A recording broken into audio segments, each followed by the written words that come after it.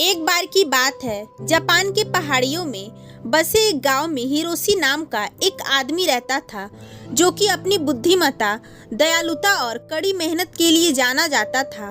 उसमें वह नेचुरल करिश्मा था जो लोगों को उसकी तरफ आकर्षित करता था।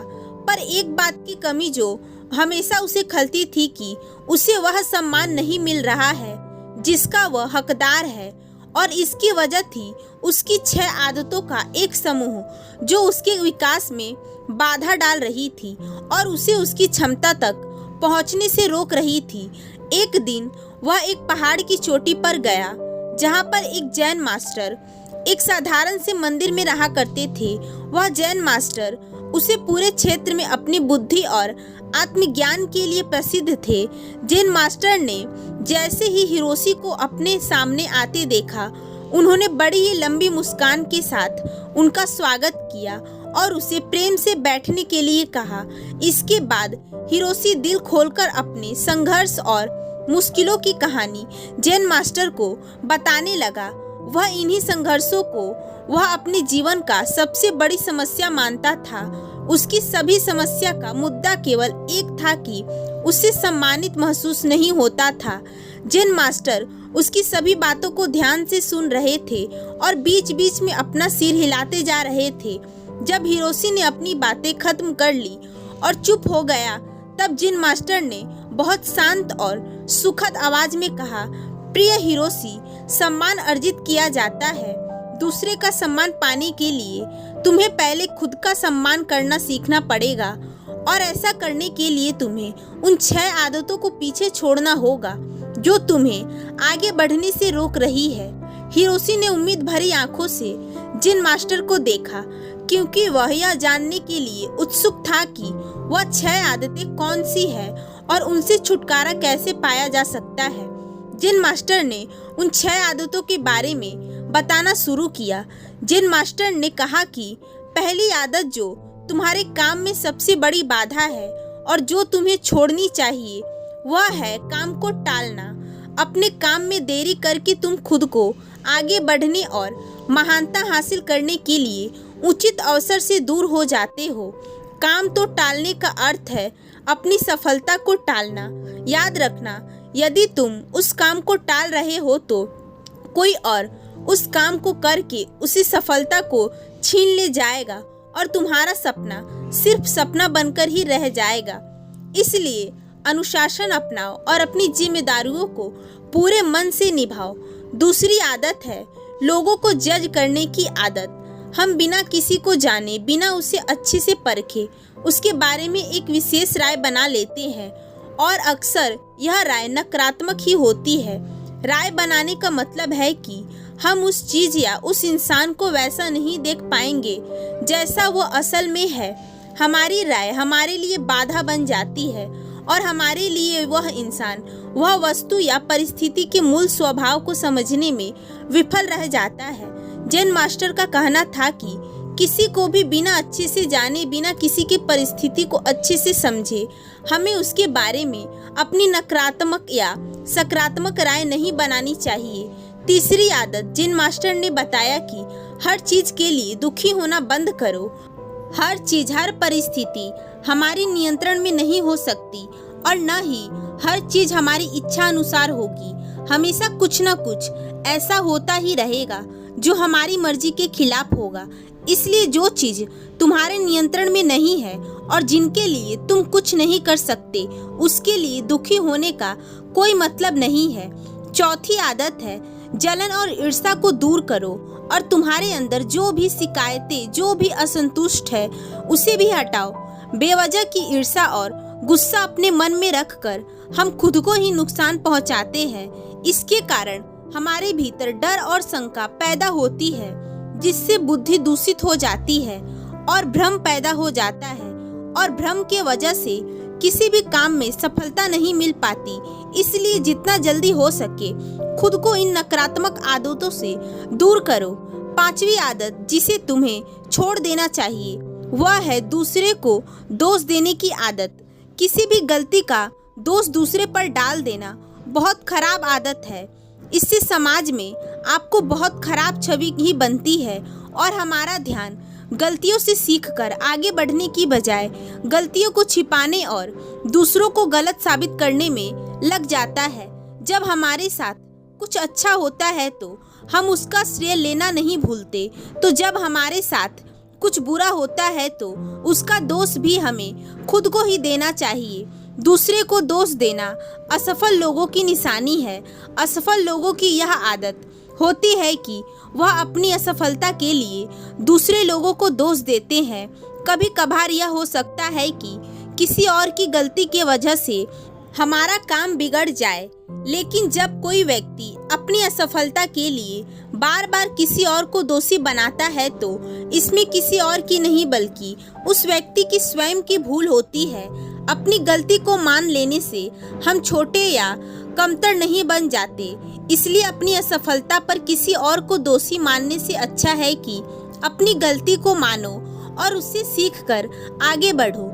छठी और आखिरी गलती है दूसरों से अपनी तारीफ सुनने की आदत। हम दूसरों को दिखाने के लिए अक्सर कुछ न कुछ नया करते रहते हैं। हर चीज के लिए हम चाहते हैं कि लोग हमारी तारीफ करें, हमारे बारे में अच्छा बोले, लोग उसकी प्रशंसा करें, और अगर उसके बाद अगर किसी बात के लिए हमारी आलोचना हो जाती है तो हम बहुत दुखी हो जाते हैं और इस तरीके से हम लोगों के हाथों से कठपुतलियां बनकर रह जाते हैं। इसलिए हम दूसरों के तारीफों की कोई ज़रूरत नहीं है, और वैसे भी लोगों की तारीफें खोखली होती है जो एक पल में हमें आसमान पर पहुंचा देती है तो वहीं दूसरे पल में नीचे जमीन पर पटक देती है।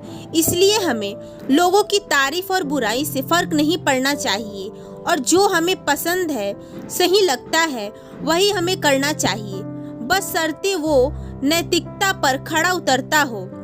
हिरोशी ने जेन मास्टर से कहा कि आपने 6 बुरी आदतें के बारे में तो बता दिया, लेकिन पुरानी आदतों को छोड़ना और नई आदतों को अपनाना बहुत मुश्किल होता है। तो मेरा प्रश्न है कि आखिर मेरा मन नई आदतों को अपनाने का विरोध क्यों करता है, और इन नई आदतों को आसानी से कैसे अपनाया जा सकता है। जेन मास्टर ने कहा कि ज़्यादातर लोग आदतों को बदलने में असफल रहते हैं क्योंकि उनकी नई आदतों के साथ अवास्तविक उम्मीद जुड़ी होती है। जैसे अगर कोई व्यक्ति सुबह जल्दी उठकर व्यायाम करने की आदत लगाना चाहता है तो वह उम्मीद लगा लेता है कि उसका यह वजन तेजी से कम हो जाएगा या फिर उसका शरीर तेजी से शक्तिशाली बन जाएगा, जबकि ऐसा नहीं होता। इन दोनों ही परिणामों को हासिल करने में समय लगता है, लेकिन हमारा मन पहले से ही यह निश्चित कर लेता है कि परिणाम कैसा होना चाहिए, और जब हमें हमारे उम्मीदों के अनुसार परिणाम नहीं मिलते तब हम निराश और परेशान हो जाते हैं और अपनी पुरानी आदतों में वापस लौट जाते हैं। लेकिन जो व्यक्ति वास्तविक और सही उम्मीदों के साथ नई आदतों की शुरुआत करता है वह निराश होने से बच जाता है और आदत बदलने के दौरान अपने आंतरिक विरोध पर काबू पा लेता है। अब अगला प्रश्न है कि आदतों को आसानी से कैसे अपनाया जाए। तो ऐसा करने के 5 आसान नियम हैं। पहला, अपने विचारों को लिखो। उन सभी चीजों की पहचान करो जिन्हें तुम बदलना चाहते हो, चाहे वह छोटी हो या बड़ी, उन सबको लिखो। दूसरा नियम, छोटे कदम उठाओ। सबसे छोटी आदत के साथ बदलाव करना शुरू करो। इस बदलाव को इतना आसान बनाओ जिसे तुम मना न कर सको। उदाहरण के लिए, हर सुबह की शुरुआत 2 मिनट के धन्यवाद के साथ करो, या फिर हर सुबह 5 मिनट ध्यान के अभ्यास करने का निर्णय लो। तीसरा नियम, अपने आलस्य और टाल मटोल की आदत को खत्म करो और इसके लिए सचेतन रूप से अपने काम के परिणाम को किसी मजे से जोड़ो।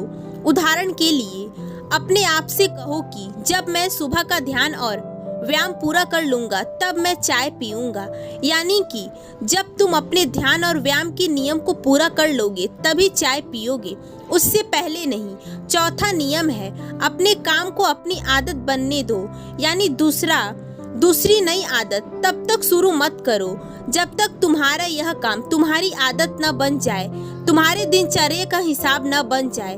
5वीं आदत है आभार या धन्यवाद का भाव। तुम जिस भी चीज की आदत को अपने जीवन में बढ़ावा देना चाहते हो, उससे जुड़ी चीजों के लिए ब्राह्मण या उस परम शक्ति का आभार व्यक्त करना शुरू कर दो। उदाहरण के लिए, अगर तुम खुश रहने की आदत को विकसित करना चाहते हो तो तुम तमाम अच्छी चीज़ों के लिए आभार व्यक्त करना शुरू कर दो जिनकी वजह से हमारे जीवन में खुशियाँ हैं, और फिर तब तुम देखोगे कि वह सभी अच्छी चीज़ें कई गुना बढ़कर तुम्हारे पास वापस आना शुरू हो जाएंगी।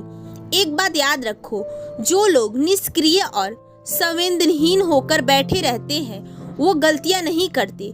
गलतियां भी वही लोग करते हैं जो कुछ नया करने का प्रयास करते हैं। गलतियां करना और उनसे सीखना जीवन का हिस्सा है, इसलिए गलतियां करने से डरो मत, लेकिन एक ही गलती को बार बार भी मत करो, क्योंकि एक ही गलती को बार बार दोहराना मूर्खता है। जिन मास्टर ने आगे कहा कि अब मैं तुम्हें 10 ऐसे आसान आदतों के बारे में बताऊंगा जो एक आसान और अधिक व्यवस्थित जीवन जीने के लिए जरूरी है। जब तुम इनमें से कुछ आसान आदतों को लागू कर लोगे तो तुम खुद को एक नियंत्रण की भावना के साथ पाओगे और पाओगे कि तुम बिना थके पहले से भी कई ज्यादा काम कर रहे हो। हालांकि तुम्हें इन सभी 10 आदतों को अपनाने की जरूरत नहीं है। इनमें से कुछ आदतें दूसरों की तुलना में ज्यादा लागू होगी। अब यह तुम्हें तय करना है कि कौन सी आदत अब तुम्हारे लिए काम करेगी। पहली बात, आदतें इकट्ठी करो। तुम्हारे किसी भी अच्छे विचार, काम या अच्छे मौके को कागज पर लिखना शुरू करो। अपने साथ एक छोटी डायरी रखना शुरू करो। दूसरी आदत, जब तुम्हारे पास सारी जानकारी और सारी चीजें इकट्ठा हो जाए तो उसके बारे में ठीक से सोचो और निर्णय लेने में ज्यादा देरी मत करो। तुरंत निर्णय लो और काम पर लग जाओ। तीसरी आदत, उन 3 विशेष कामों को लिखो जिन्हें तुम्हें हर दिन पूरा करना है और उन्हें हर हाल में पूरा करने का प्रयास करो। चौथी आदत, एक समय में एक ही काम को करने पर ध्यान लगाओ। कभी भी एक ही समय पर एक से ज्यादा काम मत करो। पांचवी आदत, चीजों को सरल और साधारण रखो, खासकर अपनी उन सूची को जिस पर तुम अपने लक्ष्य और योजनाओं को लिखते हो। अपनी सूची को एकदम स्पष्ट, सरल और आसानी से पढ़ने लायक बनाओ। छठी आदत, अपने कमरे और काम करने की जगह को हमेशा साफ सुथरी और व्यवस्थित रखो या थोड़ा समय निकालकर चलते फिरते अपने आसपास की चीजों को व्यवस्थित करने की आदत डालो। साप्ताहिक लक्ष्य निर्धारित करना और उसे बार बार जांचना कि वह पूरी तरह से सही है और लगे कि कुछ बदलाव करना है तो तुम वो भी कर सकते हो। आदतों को आसान बनाओ, केवल जरूरी चीजों पर ध्यान केंद्रित करो और बाकी चीजों को छोड़ दो। 9वीं आदत, सुबह और शाम की वो सुसंक दिनचर्या जिसका तुम आनंद लेते हो उसे बनाए रखो, क्योंकि यही तुम्हें भीतर से खुश और तरोताजा बनाए रखेगी। 10वीं आदत, तुम्हें जिस चीज का पैशन है उस तरह की आदतें खोजो। अपना जीवन उन चीजों के लिए समर्पित करो जिनके लिए तुम पैशन रखते हो। फालतू की चीजें और कामों के लिए अपनी ऊर्जा और समय बर्बाद मत करो। तो यह थी वह सभी आदतें जो तुम्हारे जीवन को बदल कर रख सकती है। लेकिन इन सभी आदतों को एक साथ अपनाने की गलती मत करना। जब एक आदत तुम्हारे दिनचर्या का हिस्सा बन जाए तब दूसरे की तरफ कदम बढ़ाना। इतना कहने के बाद जिन मास्टर ने अपनी बात समाप्त की और हिरोशी ने भी जिन मास्टर का धन्यवाद किया और अपने घर आकर जिन मास्टर द्वारा बताई गई सभी बातों का पालन करने लगा।